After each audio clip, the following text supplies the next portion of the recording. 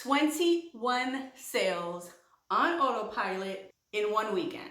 That's what I'm going to teach you today. If you know me and you've been following me for some time now, you know that I am all about strategy. And you know that I am all about testing new things to see what works and to see what doesn't. And everything that I find that works, not only do I want to keep doing that so that I can get more and more results with it, but I also want to come and teach you what I'm doing as well. So in this week's podcast episode of the Behind the Automation podcast, episode number 12, I am going to teach you exactly how I was able to make 21 sales on autopilot in just one weekend. So I hope that you're excited about that. If you're new to my channel, make sure that you subscribe and hit that bell notification so you don't miss every time I upload a brand new video. If you want to get access to this week's podcast episode, just go ahead and go to lisaonautopilot.com/12 and I will see you over there.